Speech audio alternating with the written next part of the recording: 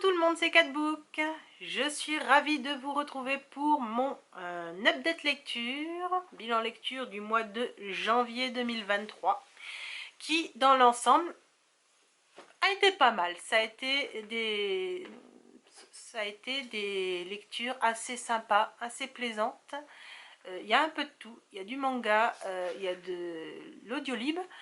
Il y a du fantastique, donc voilà, je vais vous en parler plus en détail, mais d'abord je vous invite à vous abonner à ma chaîne si ce n'est déjà fait, afin de me soutenir et de mettre un petit pouce, ça fait toujours plaisir, et de appuyer sur la petite cloche pour avoir les notifications des futures vidéos à venir. Voilà. Donc je vous disais, au niveau lecture, dans l'ensemble, ça a été pas mal. Je vais vous parler, je vais vous montrer certaines couvertures, d'autres malheureusement je les ai empruntées à la médiathèque, donc j'ai dû les rendre, c'est normal, on les rend. Hein. Donc je vais vous parler tout de suite. Donc j'ai terminé Le fil du destin. Alors j'ai lu le tome 4, le tome 5 et le tome 6, 7, 8, 9. Alors je vous montre celui-là parce que les deux derniers, donc 6, 7, 8, 9, ce sont des doubles tomes. Donc il y avait le tome 6 qui relate le 6, 7, et là le tome 7 donc de Kao Miyazaka aux éditions Panini Manga, qui en fait relate le tome 8 et le tome 9 de cette série qui s'achève. Franchement, j'ai vraiment adoré. Alors, c'est un shoujo, je vous en ai déjà parlé plusieurs fois, hein. C'est un shoujo mais qui allie le drame, puisqu'on parle donc d'une jeune fille qui a une maladie incurable malheureusement. Et donc là, on se retrouve donc sur la fin de l'histoire. Alors, dans l'ensemble, la fin, bon, on s'attend plus ou moins à cette fin, bien qu'il y ait quand même quelques petites surprises qui m'ont pas déplu d'ailleurs. On a le côté émouvant. Ça forcément, hein, on sait qu'une jeune fille qui a toute la vie devant elle, qui est amoureuse, qui va mourir, oui forcément. Hein, sortez les mouchoirs, forcément. Donc après, bon, il y a une seule petite chose qui m'a embêtée, c'est par rapport à certaines réactions de la famille du couple face aux décisions du couple. Le couple il dit je veux faire ça, ça, ça, ça, ça. Bah les parents, les grands-parents, ah oui, amen, ah oui, amen, ah oui, amen, ah oui, amen. J'ai dit non, moi, mon enfant qui aurait un souci de maladie, tout ça, face à ces décisions, même si c'est pour lui faire plaisir, je vais vous dire, je ne dirais pas forcément oui, amen, j'essaierai quand même de tergiverser, voilà. Mais je pense que forcément, l'auteur a voulu terminer un petit peu, peut-être un peu trop vite, l'histoire en 9 tomes, et donc forcément elle a laissé la famille être plus ou moins d'accord avec les décisions du couple. Mais dans l'ensemble, j'ai adoré cette histoire. C'est pas la première de Kao Miyazaka, et franchement si jamais par la suite j'en vois une autre, je n'hésiterai pas à la lire. Donc si vous aimez la romance avec un petit peu de drame, franchement elle est faite pour vous, cette saga. Voilà. Après, alors qu'est-ce que j'ai... Ah oui, celui-là c'est pas des moindres. J'ai lu La passeuse de mots, le tome 3 de Jennifer et Alric Twice. Donc alors comment vous dire, je l'ai lu en binôme avec ma binôme préférée Audrey, donc du coin d'Audrey. Alors comparé aux deux premiers tomes dont j'ai déjà parlé, sachant que le premier et le deuxième tome je les trouvais à un moment donné un peu long à se mettre en place, mais en regardant ce tome là, je me rends compte en fait que cette série, c'est un peu comme des montagnes russes. Alors, je m'explique. On a le wagon dans le tome 1. Il monte, il monte, il monte, il monte, il monte, il monte. Quand est-ce qu'on va descendre? On ne sait pas. Bon, voilà. À la fin du tome 1, Voilà, on est parti. Alors là, c'est l'action, c'est on est en l'air, on est à l'envers, on est ce que vous voulez, on est retourné. Bon, on démarre le tome 2. Alors là, on se retrouve dans un endroit assez plat de la montée. Enfin, c'est plus la montée, donc forcément, on se dit, ben, qu'est-ce qui se passe? Et puis à la fin, voûte, on prend une vrille, on se prend 2 vrilles, on se prend 3 vrilles. Bon, et bon là, on se dit, mais qu'est-ce qui va se passer au tome 3? Et ben alors là, c'est que des vrilles. Alors là, on se prend le sirocco direct, hein, on se prend les grands 8 direct. Il y a eu de l'action du début à la fin. Voilà, et ça m'a encore laissé sur ma faim, comme d'habitude, parce que, bah, il faut attendre le tome 4. Et il n'est pas sorti. Pas avant, donc, fin d'année 2023, si je me suis bien renseignée, en espérant, je croise les doigts, qu'il n'y a pas de retard. Donc, on continue hein, les aventures de Arya avec Killian, avec le prince Aïdan, on a le prince Abel qui vient se greffer, que j'apprécie d'ailleurs. Je le trouve très sympathique comme personnage. Hein. Voilà, franchement, je ne me suis pas ennuyée un instant et pourtant c'est un pavé. Il y a à peu près presque 80 chapitres. Donc c'était assez dur, surtout avec Audrey, de lire, surtout à des moments où on n'a pas forcément le temps. Hein, les rendez-vous, les ceci, les cela, c'est dur de pouvoir faire tout ça, mais j'ai quand même réussi, regardez qui voilà, hein, le voilà, donc j'ai quand même réussi à lire ce livre, il m'a pris quand même une bonne partie du mois, et franchement je regrette pas d'avoir continué la lancée, j'ai vraiment aimé, et c'était vraiment beaucoup moins morne, donc voilà, c'est franchement, à quand la suite? Oh, bah tiens, regardez. Tyrion. Voilà. Alors, j'ai embrayé ensuite sur un autre manga que j'ai eu la suite à la médiathèque. Les carnets de l'apothicaire, le tome 9, il me semble, de Itsuki Nanao aux éditions Kiyun. Qui, à un moment donné, j'avais eu quelques déconvenues parce qu'on changeait un petit peu de décor. On se retrouvait, vraiment à d'autres endroits qu'au sein de l'Empire. Et là, on est reparti donc à la cour intérieure avec les concubines, tout ça. Donc ça y est, il recommence à y avoir des petites trahisons, des complots, des jalousies, des mesquineries. Et franchement, je me suis régalée. Je me suis régalée. On se retrouve avec Mao Mao qui n'a pas envie d'obéir à Jinchi, d'enquêter sur certains trucs, mais quand il lui dit ah bah tiens, j'ai ça pour toi si ça t'intéresse, ce qui paraît c'est un poison très violent, tout ça, si tu veux je te le donne. Et là on voit Mao Mao avec des étoiles plein les yeux qui bave à l'idée d'avoir le produit, donc franchement on rigole. Il n'y a pas que des moments rigolos, hein, parce que quand on voit ce qui se passe du point de vue ce que la jalousie peut faire et tout ça, on se dit waouh, quand même ça devait pas être très plaisant hein, dans la Chine ancienne quand même. Remarquez, de nos jours c'est pas plaisant non plus. Donc voilà, alors on en a pour notre compte.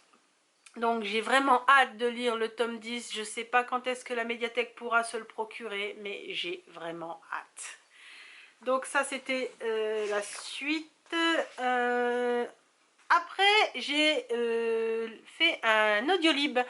Le premier donc de cette autrice c'est Sous un ciel étoilé, donc de Clarisse Sabat aux éditions Charleston, et c'est un coup de cœur. C'est un coup de cœur. Du coup, c'est vrai que c'est le premier Clarisse Sabat que je lis, pourtant j'en ai plusieurs. Bon, là c'est une romance de Noël. Donc je me demande si le style peut être le même face à ces autres romans. Je verrai ça, hein, je vous en parlerai plus en détail quand j'aurai lu d'autres livres de cette autrice. Alors, comment dire, donc c'est une romance de Noël donc qui parle de Chloé qui travaille dans une maison d'édition à New York et qui flirte, qui sort avec un des auteurs, et normalement c'est interdit. Sauf que du jour au lendemain, son patron s'en rend compte et son amoureux en question, merci Tyrion, son amoureux en question, lui, il la largue. Donc complètement débitée, qu'est-ce qu'elle fait? Elle démissionne et elle retourne à Valmino, son petit village dans les montagnes en France pour les fêtes de Noël avec sa famille. Voilà, ça c'est la toile est posée. Ensuite, on se retrouve donc avec la famille, il se passe quelques petits trucs. Il y a sa sœur jumelle qui est là, alors que d'habitude elle vient jamais. On a beaucoup de moments assez cocasses, de situations assez cocasses, des drôleries, notamment l'histoire de l'ours. Alors l'ours, j'étais en train de rigoler toute seule, hein, ça m'arrive souvent. Ça m'arrive souvent, surtout quand je vais conduire ou chercher ma fille à l'école. Voilà. Des personnages hauts en couleur qui vous font éclater de rire, notamment je pense à la voisine donc des parents de Chloé, Jacotte, qui sort des choses pour une personne âgée, qui sort des choses qui forcément, moi, m'ont bien fait rire. Et franchement, ça m'a donné la fin j'ai pas eu envie de sortir de ce roman. J'avais envie de rester à Valmino. J'avais envie de continuer à rester avec eux, avec toute la famille de Chloé, avec les voisins, avec leur nain de jardin, Jacotte. Franchement, j'avais pas du tout envie de partir. Je pense que beaucoup de lecteurs ont déjà ressenti ça au moins une fois dans leur vie en lisant un livre. On voulait rester avec les personnages. Donc je sais qu'il y a d'autres romances de Noël qui parlent de Valmino, donc je vais forcément m'y intéresser, bien que ce soit d'autres personnages en question. Mais il n'y a pas de souci, ça c'est sûr, s'il faut retourner à Valmino, j'y retournerai à Valmino. Mais voilà, j'ai passé un excellent moment, un moment pendant les fêtes de Noël, mais bon, c'était au mois de janvier, donc je suis en retard par rapport aux autres. Mais c'est pas grave, hein, on peut très bien lire de la romance de Noël en plein été, pourquoi pas, hein. Chacun son style, donc c'est le mien apparemment. Donc, Sous un ciel étoilé, c'était une merveille, c'est un coup de cœur, franchement c'est un coup de cœur. Après, d'un point de vue audiolib aussi, et c'est vraiment pas du tout le même registre, j'ai lu, alors je l'ai là quand même en version brochée, Le Prince Cruel, donc de Holly Black aux éditions Rajo. Et donc là on est dans du fantastique avec des faées, un monde complètement magique. Et franchement, là aussi c'est un coup de cœur, j'ai hâte de lire la suite. Alors là, on se retrouve avec... on avait qui déjà? Alors, on avait deux jumelles, on avait Jude et Tarine. Voilà, on suit plus Jude. En fait, si vous voulez, ce sont deux jumelles qui sont humaines. Leur maman s'est enfuie du royaume de Terrafae et elle a été rattrapée donc par son mari, qui est le père de leur sœur aînée, Vivi, et il va assassiner sa mère et leur père. Et il va emmener les trois filles à Terrafae, il va les ramener. Et donc de là, les filles qui sont petites à l'époque, elles vont être éduquées et élevées comme si elles étaient des faèdes, mais elles vont être protégées parce qu'elles ne sont pas du tout insensibles à la magie des faées. Elles ne peuvent pas manger sans mettre de sel par exemple dans les plats. Il faut qu'elles mettent leur bas à l'envers pour éviter les enchantements. Elles mettent un collier spécial de baies de genévrier, je sais plus. Enfin bref, c'est vraiment si les faées veulent les ensorceler, et malheureusement il y arrive là-dedans que tout n'est pas rose, hein, forcément. Il y a certains camarades qui vont à la même école qu'eux, qui sont pas très gentils, franchement ils sont vachement dégoûtants avec elles, hein, quand même. Des fois ils leur font des sacrées crasses, notamment le fameux prince Cardan et sa clique, hein. Donc voilà. Et je peux pas vous raconter toute l'histoire, mais disons que Jude est plutôt rebelle dans l'ensemble. Elle va essayer de tout faire pour s'en sortir. Elle va essayer de combattre, ni plus ni moins, le harcèlement dont elle et sa sœur jumelle subissent. Et franchement, à un moment donné, je pensais que l'histoire allait suivre son cours, mais je me suis retrouvée plein complot, en pleine trahison, en plein meurtre. On s'est dit quoi, qu'est-ce quoi, j'ai pas eu le temps de me retourner, que je me prenais des claques et des uppercuts et des... Et j'ai oh là là là, qu'est-ce qui se passe d'un coup? Franchement, tout s'est enchaîné d'un coup. Et c'était plaisant, franchement c'était même addictif. Donc j'écoutais, je dis non je peux pas, allez encore un chapitre, allez j'écoute, je faisais mon ménage, j'écoute, je fais de la cuisine, j'écoute, je prenais ma douche, je le mettais en haut-parleur, j'écoute. Donc voilà, je n'ai pas pu, en une semaine il était lu, et j'ai vraiment, j'ai kiffé quoi, j'ai kiffé. Et Holly Black, c'est pas les premiers donc que j'ai d'eux, donc forcément je vais, j'en ai plusieurs dans ma palle, donc plusieurs, et je vais forcément m'intéresser à la suite. J'ai déjà commencé à écouter le tome 2. J'ai hâte de savoir ce qui va se passer, quoi, parce que là, on se retrouve à la fin sur un cliffhanger de quoi, comment, pourquoi, il y a quoi, il s'est passé quoi, mais pourquoi? Et voilà, et donc, si vous voyez l'appareil bouger, c'est le chat, hein. Je préfère vous le dire. Et donc voilà, je veux en savoir plus, quoi. Donc je vais forcément, je m'intéresse tout de suite au tome 2 pour le mois de février. C'est d'office, c'est clair, net et précis. T'as fini, toi? Voilà. Et donc, ensuite, donc j'avais quand même lu pas mal de mangas.